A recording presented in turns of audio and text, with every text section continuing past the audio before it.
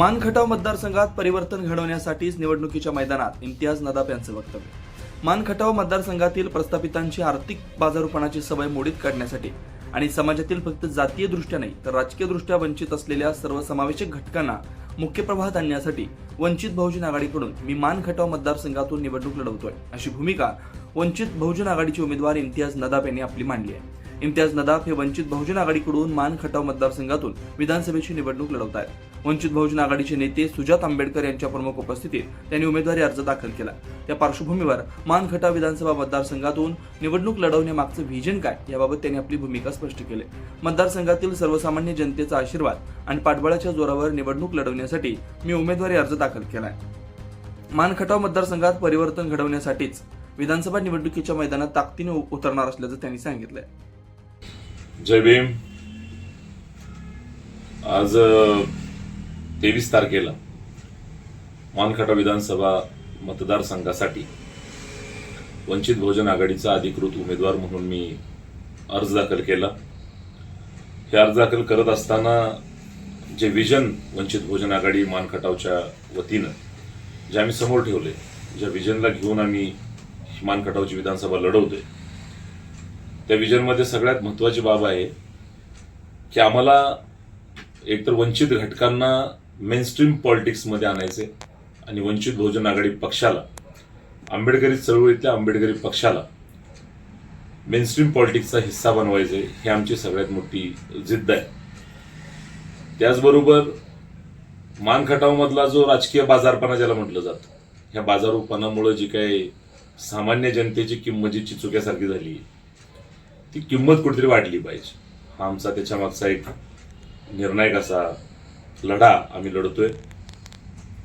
याच्या पलीकडे जाऊन बोलायचं झालं तर नवीन पिढी जी या बाजारपणाकडे बघून जो संस्कार घेतली की तिला असं वाटतं की राजकारणात तोच व्यक्ती जाऊ शकतो ज्याच्याकडे पैसे आहेत, तर त्या पिढीला एक असा संस्कार देणं की इथं झिरो बजेट पॉलिटिक्स होऊ शकतं, बिन पैशाचं सुद्धा राजकारण होऊ शकतं, ही त्या पिढीच्या मनामध्ये एक विश्वास निर्माण करण्याची धडपड वंचित बहुजन आघाडीच्या माध्यमातून आम्ही मान खटावमध्ये करत आहोत. याच्या व्यतिरिक्त रात्रीत राजा व्हायचं जे स्वप्न घेऊन माणसं मान खटावच्या राजकारणात येतात आणि आल्यानंतर ते सगळ्यांचे बाप बनण्याचा प्रयत्न करतात. तर जे कार्यकर्ते इथं 25, 30, 40 वर्षापासून राजकारणाच्या पटलावर, राजकारणाच्या माध्यमातून असेल किंवा समाजकारणाच्या माध्यमातून असेल, त्यांना ऐनवेळेस ज्या पद्धतीनं बाहेर फेकलं जातं, वंचित बहुजन आघाडी मान खटाव अशा लोकांना सुद्धा वंचित घटक समजते. जरी ते सक्षम राजकारणी स्वतःला समजत असतील तरी आम्ही त्यांना मात्र वंचित समजतो. कार्यकर्त्याची सिनियरिटी बघूनच कार्यकर्त्याला न्याय मिळाला पाहिजे. राजकारणाची ही नीतिमूल्य रुजली पाहिजेत आणि इथं कास्टॅनिझम पॉलिटिक्स जे म्हटलं जातं त्याला कुठेतरी शह बसला पाहिजे. आणि प्रस्थापित ज्याच्याकडे पैसा आहे म्हणून तो प्रस्थापित बनलेला असतो.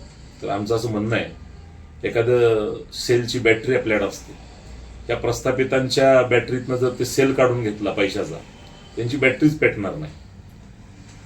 आणि अशा अवस्था असताना मात्र पैशाशिवाय कुठल्याही पद्धतीचं दुसरं गणित न मांडता, कुठली विकासाची भाषा न बोलता, कुठलंही एक चांगलं विजन न ठेवता, काहीतरी भूलथापांचं एक पॉम्पलेट छापायचं आणि ते छापलेल्या पॉम्पलेटच्या जीवावर मतं मागायची, हा जो काही घाणेरडापणा आहे त्याचा कुठेतरी पोलखोल करण्यासाठी, त्याला उघडं पाडण्यासाठी आम्ही येणारी ही 2024ची विधानसभा निवडणूक माझ्या उमेदवारीमध्ये आम्ही लढतोय. त्याचबरोबर समाज अनेक विकृत अशा विचारांनी विभागला गेला, त्याला कुठेतरी एक व्यासपीठाची गरज आहे. ते व्यासपीठ आम्ही वंचित बहुजन आघाडीच्या माध्यमातून मान खटावच्या जनतेला देण्याचा आम्ही प्रयत्न करतोय.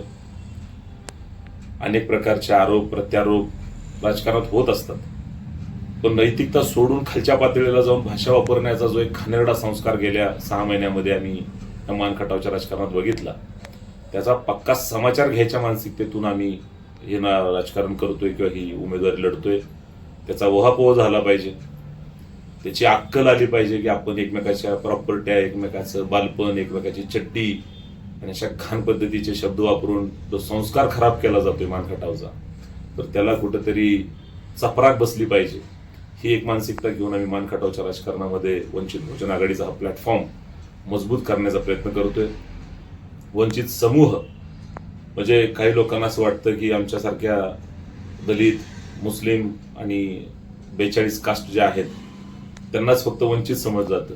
तर आमच्या दृष्टिकोनातून जाती व्यवस्थेतला वंचित नव्हे, तर राजकीय व्यवस्थेत ज्याला बाजूला फेकलं गेलं असा राजकीय दृष्ट्या वंचित असणारा जो वर्ग आहे त्याला खऱ्या अर्थानं मानखटावच्या राजकारणामध्ये मोटिवेट करणं आम्हाला गरजेचं वाटतं. आणि त्याचबरोबर विकास हा काही फक्त नेत्याच्या विजनमुळेच होतो ही जी काही एक चुकीची मानसिकता आहे.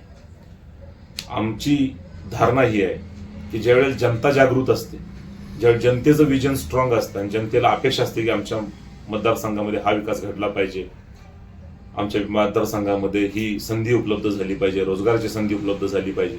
जनतेच्या डिमांडप्रमाणे राजकारण कधी होऊ शकतं ज्यावेळी जनता स्वतःची मतं विकणार नाही. पण याच्याबद्दल जनतेची जागृती करणं, नाहीतर कधीतरी 18 औसपूनवरनं उठून यायचं, खिशात पैसा घेऊन यायचं, जे राबणारे कार्यकर्ते त्यांना विकत घ्यायचं, त्यांना घरी बसवायचं आणि काहीच योगदान नसताना मानखटावच्या राजकारणामध्ये डायरेक्ट आमदारकीच्या निवडणुका लढवायचं, अशा पद्धतीचं एक घाणेरडं चलन इथं पडलेलं आहे. इथं फक्त राबणारा आणि वर्षोनवर्ष जनतेच्या नजरेत असणारा, वाड्या वस्त्यावर जाऊन बहुजनवादी चळवळीसारखी चळवळ चालवणारा, पाण्याची चळवळ चालवणारा, स्वतः राबणारा असाच कार्यकर्ता मानखटावमध्ये मोठा झाला पाहिजे हे विजन ठेवून आणि हा संस्कार, अशा अनेक प्रकारचे चांगले संस्कार घडवण्याच्या दृष्टिकोनातून आणि राजकारणातील बिघडलेली ही वाट दुरुस्त करण्यासाठी वंचित बहुजन आघाडीच्या माध्यमातून मी इम्तियाज नदाफ 2024 ही निवडणूक लढवत आहे. आपल्या सर्वांकडून अपेक्षा आहे की आपण माझ्या प्रयत्नांना भरभरून साथ द्याल, आपण माझी मदत कराल